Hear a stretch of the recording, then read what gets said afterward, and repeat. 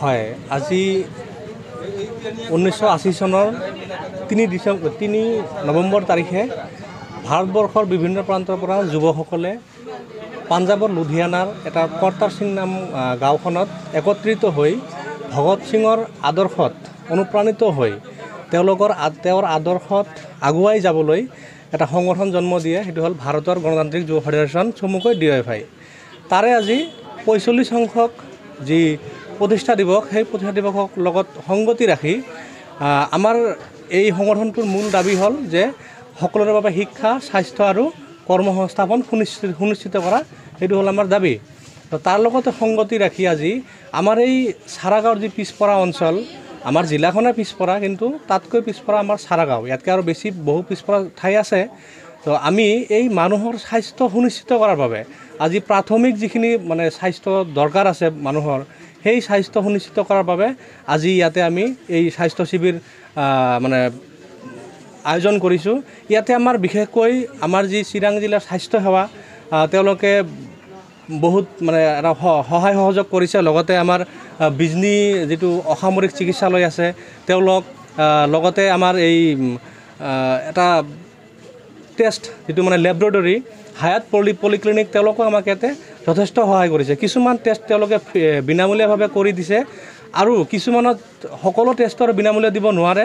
কিছুমান টেষ্ট একেবাৰে মানে মিনিমাম যিটো 1000 টকাৰ ফিজ হয়, তাতে 200 টকা 150 টকাত এটা চাৰ্জ ধৰি তেওঁলোকে এইটো কৰাৰ ব্যৱস্থা কৰিছে। গতিকে আমি তেওঁলোকক এই হায়াত পলিক্লিনিক, বিজনী অসামৰিক চিকিৎসালয়, ইফালে চিৰাং জিলা স্বাস্থ্য সেৱাক আমি বিশেষভাৱে ধন্যবাদ জনাইছোঁ। আমাৰ এই অনুষ্ঠানটি সাফল্য কৰাত তেওঁলোকে যে অৰিহণা যোগাইছে, তেওঁলোকে আমি ধন্যবাদ জনাইছোঁ। আজি যে আপোনালোকে বিনামূলীয়া স্বাস্থ্য শিবিৰ পাতিছে, কিমানজন মানুহে ইয়াত উপকৃত হ'ব বুলি ভাবিছে?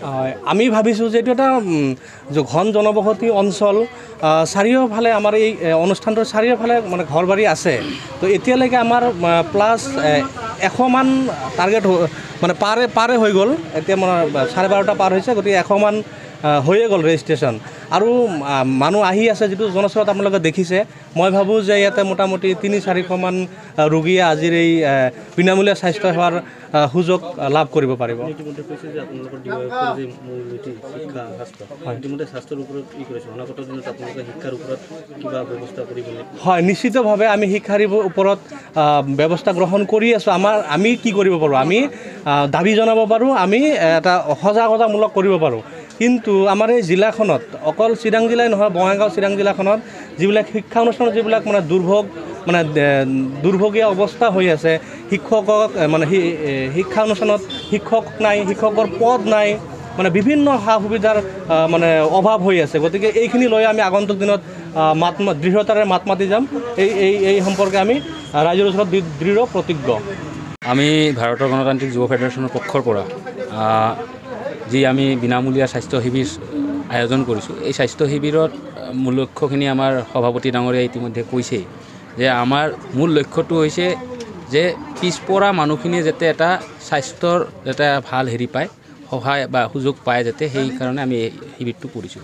আজি ভাৰতবৰ্ষত, গোটেই ভাৰতবৰ্ষত যদি দেখে, শিক্ষা আৰু স্বাস্থ্য বিভাগক বৰ্তমান চৰকাৰে এক পণ্য সামগ্ৰীত পৰিণত কৰিছে, আৰু এই পণ্য সামগ্ৰী হোৱাৰ বাবে শিক্ষাই হওক বা স্বাস্থ্যই হওক আজি বহুত ব্যয়বহুল হৈ গৈছে, যাৰ ফলতেই আজি কিন্তু বহুত গাঁৱৰ মানুহে মানে স্বাস্থ্য সেৱাৰ পৰা বঞ্চিত হ'বলগীয়া হৈছে। আজি যদি দেখে, আমাৰ বিজনী যিখন অসামৰিক স্বাস্থ্য সেৱা কেন্দ্ৰ আছে, সেই কেন্দ্ৰখনতো আজি ডক্টৰৰ অভাৱ।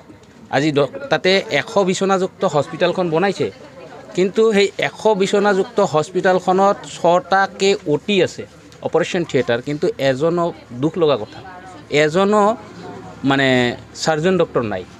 তাতে আপোনাৰ বিভিন্ন ধৰণৰ সুবিধা দিয়া হৈছে, এক্সৰেৰ পৰা আৰম্ভ কৰি আপোনাৰ ECGৰ পৰা আৰম্ভ কৰি সকলো সুবিধা আছে, কিন্তু সেইবিলাকক যে অপাৰেট কৰিব, সেই অপাৰেটৰ দিয়া নাই।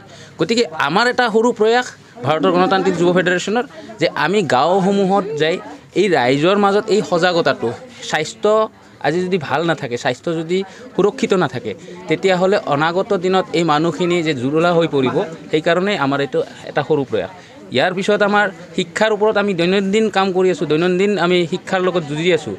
আজি ভাৰতবৰ্ষত যদি আপুনি দেখে, বিজেপি শাসিত অঞ্চলসমূহত আটাইতকৈ পয়া লগা অৱস্থা হৈছে আপোনাৰ উত্তৰ প্ৰদেশ, ইয়াৰ পিছতে 2 নম্বৰত আহে অসমৰ নাম, য'ত এই চৰকাৰখন ক্ষমতাত অধিষ্ঠিত হোৱাৰ পৰাই শিক্ষানুষ্ঠানসমূহ বন্ধ হ'বলৈ ধৰিছে।